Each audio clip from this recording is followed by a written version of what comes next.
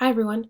For my exceptional learner presentation, I did attention deficit hyperactivity disorder, also known as ADHD, which I'm sure most of you guys have heard of. So ADHD is a neurological condition that involves problems with inattention and hyperactivity or impulsivity that are developmentally inconsistent with the age of the child. In kind of, normal everyday terms, it's when a child, a neurological condition, so in the brain, involves problems with not paying attention, with a lot of energy, with not being able to sit and focus, or sometimes when there's not that hyperactivity part, ADD, there is a difference. Then you have maybe a student that has hyperfocus, that is really focused on one task and can't do anything else. So that's what ADHD is. The prevalence of ADHD, it is very prevalent. It's one of the most common behavioral disorders in children.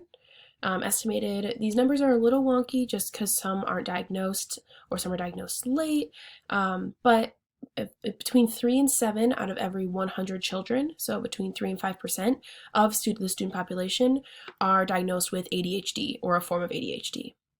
This also isn't limited to children. It's also very prevalent in adolescence and as well as adulthood. Even now, we see a lot more adults getting diagnosed with ADHD, as it wasn't, super common to diagnose when, some of the millennial or even older generations were younger. So we see a lot more adults being diagnosed now and getting treatment for that to help them in their working lives. Also, symptoms could change with age.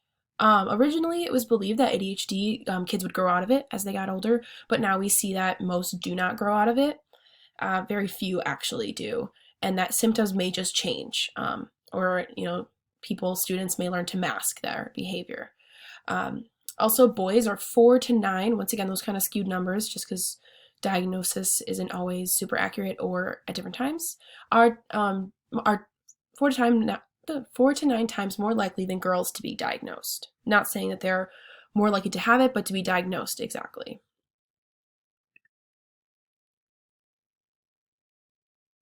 So identifiable characteristics.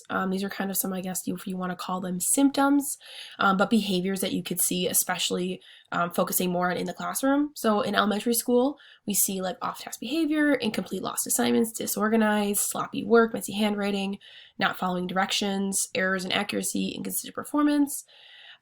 Disruptive behavior, or they're spacey. They have maybe they have some social interaction difficulties. Obviously, this is not the end all be all. Some of these can be caused by other behavioral disorders or even neurological disorders such as the autism spectrum disorder or anxiety disorders. So just keep that in mind. As they move into adolescence, a lot of these issues, they're very similar to tasks or behaviors we'll see in elementary, but as students grow, they get more and more freedom and they're supposed to be taking care of themselves, especially in academics. So we see struggles with things like time management, prioritizing work, reading comprehension, note-taking, study skills. So some of those things that they should be developing on their own, they're not.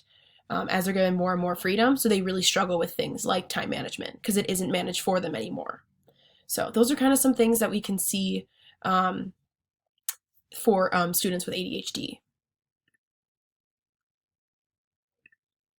So what should teachers know?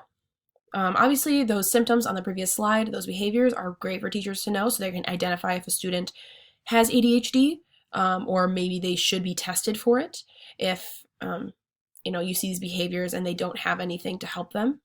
So remembering that the hallmark symptoms are inattention, hyperactivity, and impulsivity. If a student may have ADD, look for that very focused hyper focus on certain tasks. So if a student is spending 2 hours straight on a puzzle without ever looking up, something like that. Some things that teachers can, movement can be very helpful with these students. So allowing them to move in the classroom, creating lessons that involve movement. Be specific when disciplining students with this. Make sure to highlight good behavior too. Specifically be like, hey, this part isn't what we want to be doing. So be very specific. Focus on planning activities that can be differentiated easily for these students. So allowing, flexible seating, moving around, maybe headphones for music, things like that to kind of help them focus in. Be aware of different problem situations for your students, as it goes class to class, student to student, accommodate different skill difficulties, and acknowledge and note different vulnerabilities. And then one thing, never mention medication, especially in the classroom. If a parent brings it up to you, or if it's something that needs to be disclosed for the student, that's different, obviously, but never bringing it up in the classroom. Never saying, oh, did you take your medication today, Billy? Things like that. Obviously, that kind of shames them, and also it is not HIPAA approved to be doing that. So different resources for teachers. These are just some links that could be helpful. So chad.org, they have the resources for adults, parents, educators, professionals, as well as resources in multiple different languages. It has resources within just that website for ADHD. So if a parent needs help, that's a great resource to even for us as teachers to direct them to.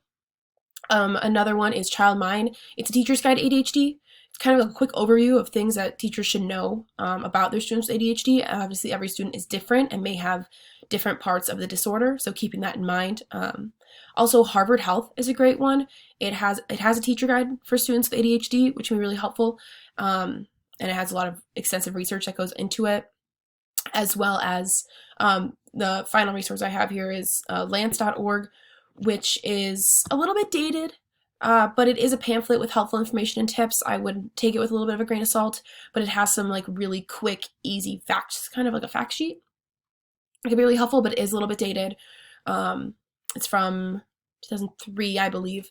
So just keeping that in mind, we are almost, we're over 20 years past that. And then some references that honestly could also be used as resources, but that are great information. Thank you.